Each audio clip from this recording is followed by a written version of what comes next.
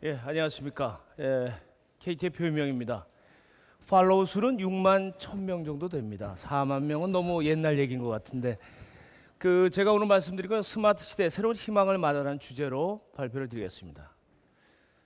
말씀드린 순서는 메가 트렌드 제가 한 2가지 정도를 잡아보고, 두 번째는 6가지 사례를 중심으로 해서 인간과 기술과 행복이 어떻게 공존하는지를 사례를 드리고, 세 번째는 결론을 맺는 순서로 진행하겠습니다. 자, 먼저 메가트렌드 제가 2가지를 얘기하겠습니다. 첫째는 100세 시대가 도래했다. 두 번째는 스마트 시대다. 먼저 100세 시대입니다.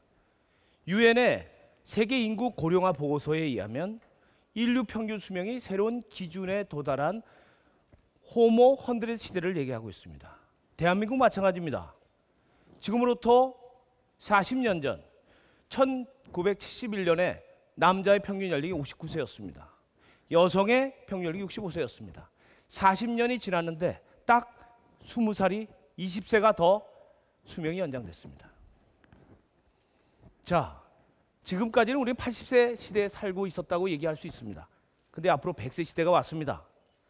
과거에는 케어의 대상이 됐었는데 이제 노인들은 자립과 기회와 참여와 공생이 중요한 시대로 됐습니다. 과거에는 공부는 30대 이전에 했습니다. 지금은 평생교육 시대로 바뀌고 있는 것입니다. 인생 시계가 그만큼 확대된 것이죠. 서울대 이수영 교수가 나름 분석한 자료를 제가 소개해 드리겠습니다. 한국의 사회 제도나 시스템, 국민의식은 아직까지 80대 시대에 머물고 있다고 얘기합니다. 첫째, 고령층에 대한 인식이 바뀌어야 됩니다. 사회적 부담이나 부정적인 게 아니라 이제는 생산적 존재, 사회적 자원으로 바뀌어야 됩니다. 복지 부담도 취업자만 하는 게 아닙니다. 취업자와 은퇴자가 공동으로 부담해야 됩니다. 주거 형태도 4인 가구 중심이 아니라 이미 1인 또는 2인 가구로 바뀌고 있습니다. 산업도 다양한 수요의 서비스 산업, 실버 산업이 커지고 있습니다. 자, 100세 시대 모든 분야에서 새로운 스탠다드가 필요합니다. 건강한 삶, 안정된 삶, 일하는 삶, 풍요로운 삶이 100세 사회에서는 필요한 것이죠. 새로운 뉴 노멀 스탠다드가 필요하게 됐습니다. 스마트 시대. 여러분, 우리 인구를 5천만으로 봤을 때 사실 100만이 넘으면 패션이라고 얘기하고 500만이 넘으면 트렌드라고 얘기합니다. 1000만이 넘으면 컬처라고 얘기합니다. 이미 스마트폰은 우리나라에서는 3천만이 넘습니다. 이미 문화가 된 상황입니다. 스마트폰 도입은 2009년 11월 아이폰 도입에 의해서 새롭게 우리나라에서 스마트 혁명이 일어나게 됐는데 우리나라의 성장률은 전 세계 어디보다도 가장 급속히 성장하고 있습니다. 작년 말 기준으로 보면 2250만, 전 인구의 47%, 금년은 약 78% 정도로 예상하고 있습니다. 스마트 시대에서 얘기할 수 있는 것은 4가지입니다. 우선 첫째, 디바이스 자체가 스마트화로 바뀌었다는 겁니다. 그리고 제가 쓰고 있는 스마트폰의 두께가 얇아졌죠. 옛날에 스마트폰이 뭡니까? PC 더하기 휴대폰 더하기 인터넷 접속입니다. 얇아졌습니다. 하드디스크 어디 갔어? 그거 어디 갔어요? 클라우드 컴퓨팅에 가 있습니다. 클라우드 컴퓨팅과 스마트 디바이스 간의 상호 연결하는 것은 모바일 네트워크입니다. 스트롱한 네트워크가 중요해졌습니다. 그래서 2G, 3G, 4G가 나온 겁니다. 아울러서 그 3가지 위에서 얹어지는 게 있습니다. 마켓플레이스를 만들어주면 거기에 얹어지는 게 리얼 굿즈가 아니라 이제는 버추얼 굿즈 시대다라는 거죠. 가상 재화가 필요했습니다. 그게 뭐냐? 바로 컨텐츠와 어플리케이션입니다. 즉 이런 강력한 스트롱 네트워크 위에서 새로운 비즈니스 기회, 그 버추얼 굿즈가 유통되는 형태가 바로 스마트 시대인 것이죠. 자, 메가 트렌드 2가지를 정리해봤습니다. 첫째, 소셜 트렌드는 100세 시대고 ICT 트렌드는 바로 스마트 시대라는 거죠. 이 2가지가 같이 공존한다면 우리한테 행복이 올 수 있고 안정된 삶이 올 수 있다고 저는 보는 겁니다. 따라서 ICT와 100세 시대는 끊을래야 끊을 수 없고 같이 공존을 해야 된다는 나름의 결론에 도달하게 됩니다. 자, 두 번째, 6가지 사례를 제가 한번 들어보겠습니다. 첫째, 일하는 삶입니다. 고재영 빵집이라고 있습니다. 여러분 들어보셨을 겁니다. 3번역 근처에 있습니다. 단지 6평뿐이 안 돼요. 근데 빵집 운영을 5년 동안 한 41살의 고재영 사장 사례를 한번 들어보겠습니다. SNS를 활동을 했습니다. 소셜 네트워크 서비스를 했어요. 현재 월 매출은 1,500만 원. SNS를 통해서 벌어들인 매출은 거기에 3분의 1입니다. 전체 매상에서 SNS가 차지하는 비중이 점점 증가하고 있습니다. 국내 최고의 인기 동네 빵집입니다. 되게 프랜차이즈 빵집이 많죠. 동네 빵집이 뜨고 있습니다. 이분은 결국은 고재영 사장의 소셜 네트워크 서비스의 활동 성공 비결은 바로 공존입니다. 이번 포럼의 주제인 공존인 것입니다. 자, 자영업과 SNS가 어떻게 공존하는지 한번 보겠습니다. 첫째, 주변 상권에 대한 활발한 소개와 홍보를 합니다. 아이민을 통해서 발도장을 찍고 좋은 가게, 좋은 정보를 소개합니다. 카카오톡을 통해서 동네 빵집 인증샷을 하면은 그 동네 빵집에 빵을 보내줍니다. 새로운 이벤트를 진행하는 거죠. SNS는 품앗이와 같다고 고재영 사장은 얘기하고 있습니다. 자, 실제 사례를 또 들어보겠습니다. 감이 물러 터졌어요. 못 파는 감입니다. 이거를 고재영 사장은 홍시 마들렌이라는 식으로 빵을 만들어서 오히려 물물 교환을 하고 있습니다.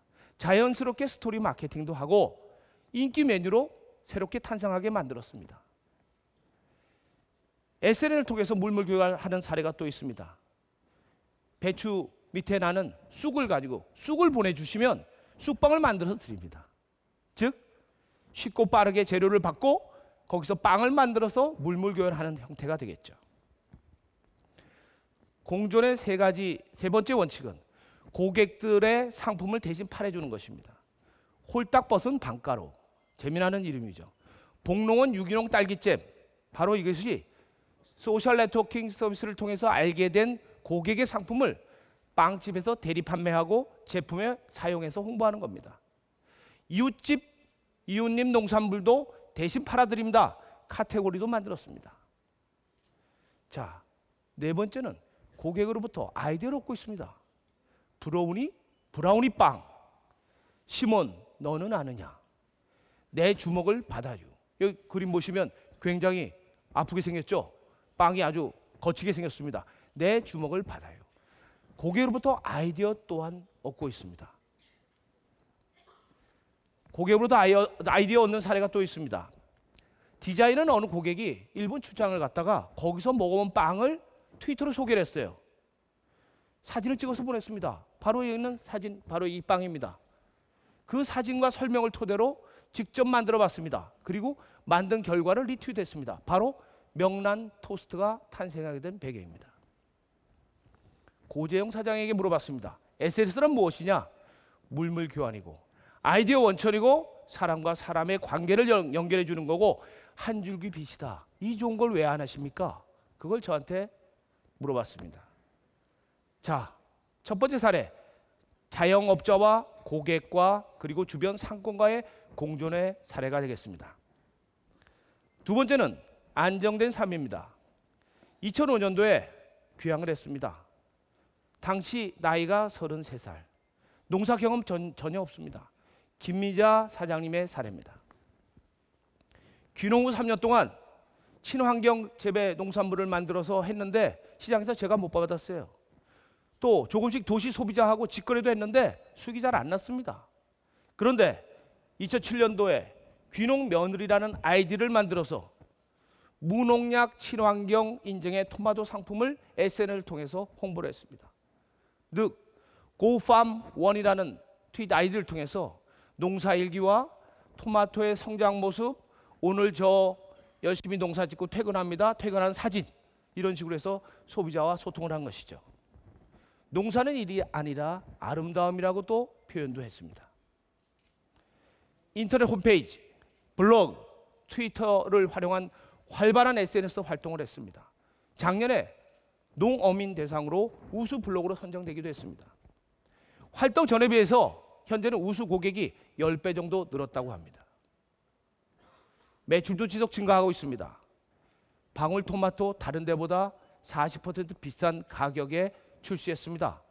그런데 매출은 전년 대비 14%가 오른 2011년 매출이 8,600만 원이었습니다.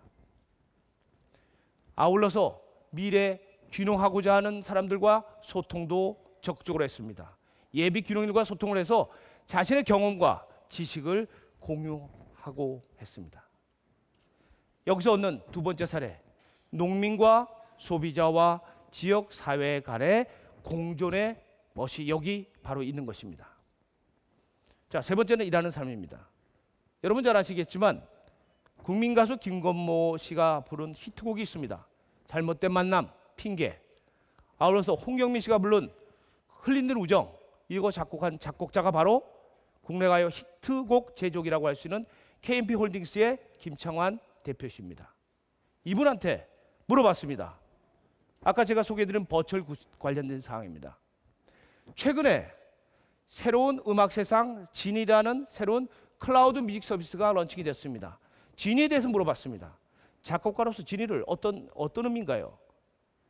답은 대한민국 유일의 정당화된 음악 서비스라고 얘기를 하셨습니다. 도대체 얼마나 정당화되지 않았으면 정당화된 음악 서비스로 얘기했을까요? 우리나라 사람들은 대부분이 많이 바뀌고는 있습니다만 음악은 공짜라고 생각합니다. 2003년도에 디지털 음원 시장이 이미 여러분 아시는 CD 음반 시장을 추월했습니다. 국내 불법 음악 시장은 추정컨대 약 4,130억 원 규모로 보고 있습니다. 실제 작년에 인터뷰한 가수 윤도현 씨의 사례를 소개하겠습니다. 2005년도에 윤도현의 사랑했나봐 대박 터뜨렸죠. 디지털 음원 매출이 30억을 기록했습니다. 하지만 본인 온라인 판매 수익금은 겨우 1,200만 원이었습니다. 어떻게 된 겁니까? 그 돈 다 어디 갔어? 한 곡을 팔아도 수입은 2원 미만입니다. 나는 배고픈 가수다. 윤도현 씨는 토로하고 있습니다. 국내 음원 시장의 86%는 정액제 시장입니다. 150곡에 월 9,000원입니다. 한 곡당 가격이 60원. 60원에 13.5%가 가수, 편곡, 작사, 작곡한테 들어갑니다. 8원 가는 겁니다. 가수한테 2원 가는 꼴입니다. 이래가지고 우리 K-팝이 한류 열풍의 기폭제 역할을 한다고 하는데 지속 성장하려면 확실한 것은 양질의 음악 콘텐츠가 지속 만들어주는 여건을 만들어줘야 됩니다. 생태계가 그렇게 구성이 돼야 됩니다. 자, 선순환 구조의 생태계가 K-팝에도 필요한 것입니다. 미국의 사례를 들어보겠습니다. 2005년 2월 달에 미네소타에 사는 미국의 한 주부가 음악 24곡을 불법 다운로드 받았습니다. 미국 법원에서는 어떻게 판결했냐? 곡당 1억 원의 벌금을 때렸습니다. 총 24억 원의 벌금을 징수했습니다. 그런데 우리나라에서는 아직까지 컨텐츠에 대한 저작권 보호가 굉장히 미흡합니다. 그래서 새롭게 시도를 했습니다. 음악 저작 권리권자와 같이 힘을 합쳤습니다. K-팝의 글로벌화를 위해서는 꼭 필요하다고 생각했습니다. 첫째 원칙은 아티스트 중심으로 음악 시장을 활성화해야 되겠다. 정당한 권리를 인정해야 되겠다. 두 번째, 국내 음악 시장이 지속 성장해서 K-팝이 글로벌하는 데 역할을 해야 되겠다. 이 두 가지 원칙에 만들어진 것이 바로 새로운 음악 세상 진입니다. 어떻게 다른지 한번 보겠습니다. 진위는 아티스트의 수익을 정상적으로 배분해 주는 것입니다. 기존은 가격 결정을 누가 결정합니까?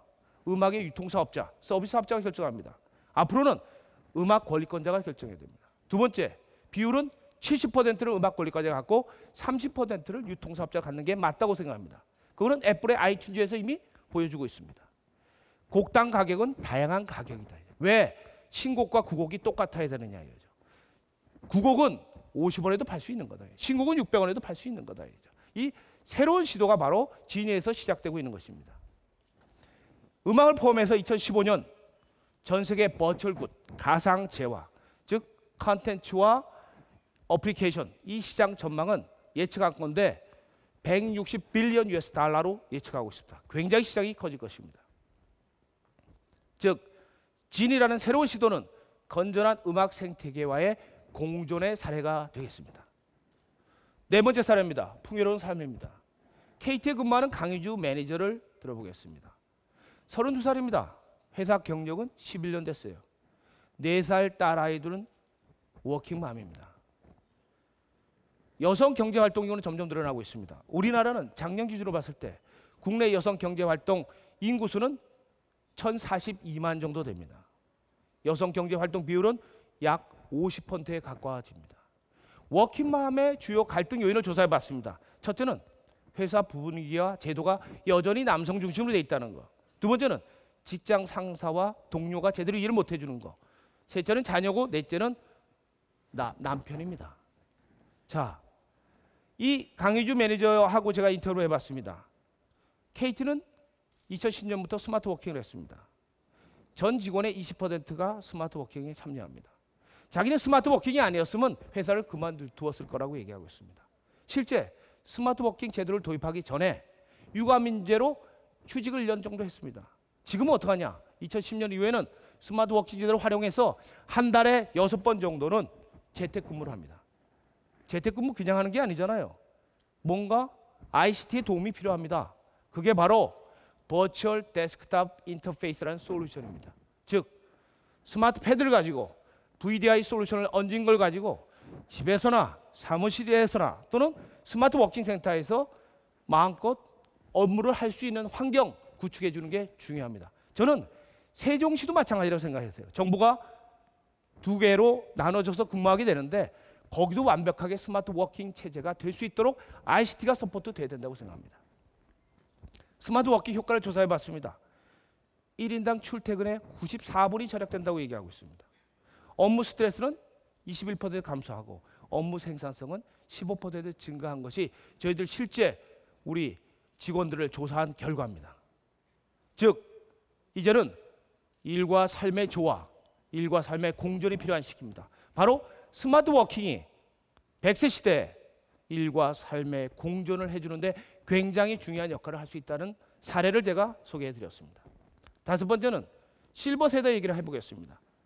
2010년도에 우리나라 65세 노인 인구는 545만 명, 전 인구의 10% 차지했습니다. 2030년대는 4분의 1 수준, 2060년에는 40% 정도로 생각됩니다. 엄청나게 노령 인구가 증가되고 있습니다. 자, 일본 유학을 경험하고 조선 분야를 전공한 83세의 전직 대학 교수 얘기입니다. 옛날하고 달라졌죠. 아침에 일어나면 이분은 1시간 정도 국내야 신문 읽기를 합니다. 그리고 그림 그리기 취미 활동을 합니다. 옛날에 신문 보려면 굉장히 돋보기가 필요했죠. 지금 돋보기가 필요 없어졌어요. 스마트 패드를 통해서 확대 기능을 이용해서 얼마든지 볼 수 있습니다. 또 일본에서 공부하셨기 때문에 야후 재팬이나 아사히 신문 등 신문 볼 수 있게끔 앱을 15개 정도를 깔아놨어요. 그리고 요즘은 듣고 싶은 노래도 CD를 안 사도 들을 수 있다는 겁니다. TV도 SBS TV도 스마트 패드에서 바로 볼 수 있다는 거죠. 너무 좋다는 거죠. 또 스마트 TV, 이 스마트 패드로 사진을 찍어서 그걸 그림 그리는데 활용하기도 한다는 거죠. 주로 좋아하는 음악은 옛날 분들이 좋아하시는 미소라 휘바리 노래를 많이 듣는다고 합니다. 자, 소프트뱅크의 손정희 회장이 얘기했습니다. 스마트 패드는 늘어가는 고령 사회로 이미 진입한 일본 노인들의 고독을 달래주고 사회와 연결되는 도구가 될 것이라고 얘기하고 있습니다. 스마트 패드를 통해서 실버 세대와 사회가 공존하는 사례를 소개해 드렸습니다. 마지막으로 풍요로운 삶입니다. 모바일 결제입니다. 큐라는 시장 조사 기관이 얘기한 것은 2020년도에 NFC, QR코드, 퀵 리스폰스 코드 이걸 통해서 모바일 결제가 현금과 신용카드를 완전히 대체할 것으로 전망하고 있습니다. 하나의 사례를 보이겠습니다. 100세대 특징은 1인 가구, 2인 가구가 늘어나고 있습니다. 이 사람들은 스마트한 쇼핑 공간을 원하고 있습니다. 그 대표적인 사례가 홈플러스의 버추얼 스토어입니다. 스피드 쇼핑 시대입니다. 이제는 20, 30대는 굉장히 그걸 노리고 있습니다. 쇼핑 시간, 구매 편의성이 굉장히 중요합니다. 온라인에서 50% 팔고 있고 오프라인에서 30% 팔고 있습니다. 온라인의 비중이 늘고 있습니다. 지난 8월에 선릉역에 처음으로 1호점을 시작을 했습니다. 현재는 주요 지역 23개 곳에 운영하고 있습니다. 방법은 간단합니다. 홈플러스 어플리케이션으로 스마트폰 가지고 바코드나 QR코드를 바로 촬영하면 결제할 수 있게 되어 있습니다. 결제한 다음에 가장 가까운 홈플러스 거기서 배송 시간을 정해서 원하는 시간에 배송받게 하는 시스템입니다. 지난 8월 이후에 모바일 매출이 급성장했습니다. 버추얼 스토어 오픈한 후에 주당 10% 꾸준한 성장률을 기록하고 있습니다. 아직 판단이 이릅니다만 굉장히 성과를 거두고 있다고 봅니다. 자, 상품을 구매하는 소비자와 파는 기업 간에 특히 100세 시대 1인 가구가 늘어나는 상황에 맞는 하나의 공존 사례가 되겠습니다. 결론 짓겠습니다. 100세 시대 결국은 스마트 시대와 공존할 수밖에 없다고 생각합니다. 제대로 행복한 삶을 살기 위해서는. 제가 아까 말씀드린 대로 스마트 시대는 4가지입니다. 기본적으로 스마트 디바이스, 또 언제든지 저장하고 액세스를 할 수 있는 클라우드 컴퓨팅, 상호 연결해주는 스트롱한 무선 네트워크, 아울러서 버추얼 굿이 필요합니다. 이것이 서로 융합할 수 있다고 생각합니다. ICT가 서포트되기 위해서 가장 중요한 것은 아까 말씀드린 대로 강력한 스트롱한 네트워크입니다. 근데 네트워크에 대한 인식이 바뀌게 됩니다. 지금까지는 비용 지불의 대상으로 생각했어요. 이제는 아닙니다. 투자의 대상입니다. 또 지금까지는 규제 산업인 독과점 산업으로 인식했습니다. 아닙니다. 이제는 통신은 미래 성장 동력인 컨버전 산업입니다. 규제도 포지티브 시스템이 아니라 네거티브로 바뀌어야 되고 하드웨어 중심에서 소프트웨어 중심으로 바뀌어야 됩니다. 이 부분이 바뀌어야 결국 거기에 버추얼 굿을 통해서 글로벌하게 진출할 수 있는 여건이 만들어지고 일자리가 창출된다는 겁니다. 결론입니다. 이제는 리빙 롱고 시대가 아니라 리빙 웰 시대입니다. 100세 시대와 스마트 시대 얼마든지 공존한다면 여러분이 생각하는 행복한 삶, 안정된 삶, 여러분이 꿈꾸는 100세 시대를 맞이할 수 있다고 생각합니다. 감사합니다.